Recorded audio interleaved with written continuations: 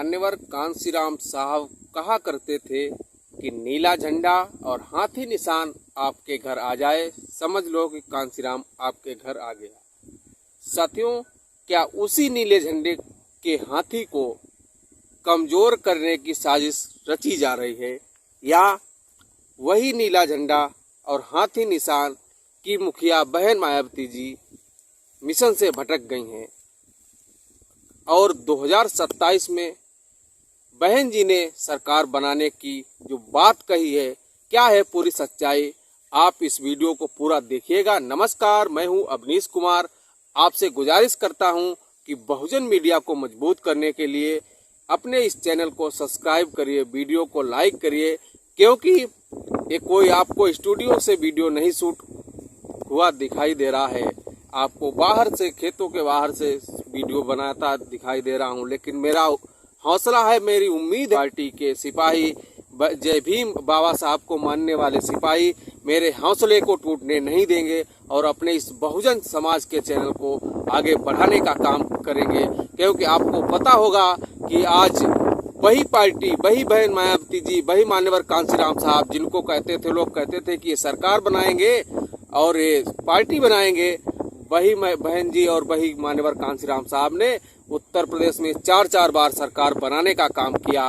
और जो लोग बाबा साहब के बारे में क्या नहीं बोलते थे, बाबा साहब को अपमान करते थे, आज उसी बहुजन समाज पार्टी ने सभी पार्टियों को बाबा साहब की जयंती मनाने को मजबूर कर दिया। ये बहुजन समाज पार्टी और बहन मायावती जी की ताकत है। तो मैं भी आप सभी अपने बहुजन समाज के लोगों से उम्मीद करता हूं कि आप मुझे सपोर्ट जरूर करेंगे। साथियों, बात करते हैं बहुजन समाज पार्टी की। बहुजन समाज पार्टी के खिलाफ एक नैरेटिव सेट किया जाता है। साथियों, आपको पता होगा, जब 2022 के विधानसभा चुनाव हो रहे थे, तब प्रचार फैलाया जा रहा था कि बहुजन समाज पार्टी तीसरे नंबर की पार्टी है, जबकि लोकसभा में बहुजन समाज पार्टी के पास 10 सांसद थे और जिसके पास 5 सांसद थे वो लड़ाई में दिखाई जाती थी, और जो इसके पास 10 सांसद थे वो मीडिया में बहुजन समाज पार्टी को लड़ाई से बाहर दिखाया जाता था। क्या वही फिर होने वाला है 2027 के चुनाव में, जो 22 में दिखाया गया? अब भी वही खेल रचा जा रहा है कि लड़ाई सपा बनाम भाजपा की है, बहुजन समाज पार्टी को लड़ाई में नहीं दिखाया जा रहा है। जबकि बहुजन समाज पार्टी 2022 के विधानसभा चुनाव में हर सीट पर 10,000, 20,000, 30,000, 40,000 वोट पाई है। लेकिन बहुजन समाज पार्टी को, अगर बहुजन समाज पार्टी की चर्चा भी होती है तो बहुजन समाज पार्टी खत्म हो गई, इसकी चर्चा होती है। इसी को लेकर के कार्यकर्ता जब निराश हुए, जब चिढ़े, तब इन लोगों को जवाब देने का काम किया। वो 9 अक्टूबर को जब बहन मायावती जी ने लखनऊ में बड़ी रैली की, तब कार्यकर्ता अपने साधन से, अपने खून की गाढ़ी कमाई के पैसों से लखनऊ पहुंचे थे, लाखों की संख्या में, और कहा कि जो लोग कहते हैं कि बहुजन समाज पार्टी खत्म हो गई है, उन लोगों को जवाब देने का काम किया। साथियों, उसी रैली में बहन मायावती जी ने कहा था कि 5वीं बार सरकार बनाने के लिए मैं पूरी कसर लगा दूंगी, पूरी ताकत लगा दूंगी, और मेरे बहुजन समाज के लोग सावधान रहिए। साथियों, आपको पता होगा कि जो लोग सरकार में थे, तब बाबा साहब का नाम मिटाने का काम किया, मान्यवर कांशीराम साहब का नाम मिटाने का काम किया, बहुजन महापुरुषों के नाम को मिटाने का काम किया, जिलों के नाम बदलने का काम किया गया। आज वही लोग जयंती मना रहे हैं और दिखा रहे हैं कि हम असली अम्बेडकरवादी हैं, जबकि उनकी सरकार थी। वो समय याद करिए जब दलितों पर अत्याचार हुआ करता था। बहुजन महापुरुषों के बारे में, बहुजन महापुरुषों के नाम से बने जिलों के नाम भी बदले गए। अभी आपने देखा होगा कि सदन में माननीय प्रधानमंत्री जी ने श्री अखिलेश यादव को कहा कि हमारे मित्र हैं, कभी कभी मदद कर देते हैं। अगर यही बात सोचिए, यही बात प्रधानमंत्री जी बहन मायावती जी के बारे में कह देते कि बहन जी हमारी खास हैं, फिर क्या होता?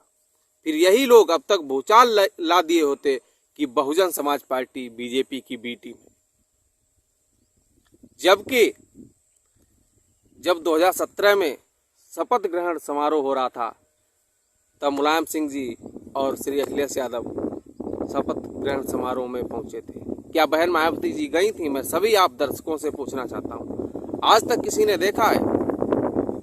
और लोग आरोप लगाते हैं कि बहन जी मिशन से भटक गई हैं और बहुजन समाज पार्टी बीजेपी की बी टीम है, जबकि ये हमारा समाज, भोला भाला समाज, इसको गुमराह करके गुमराह किया जाता है।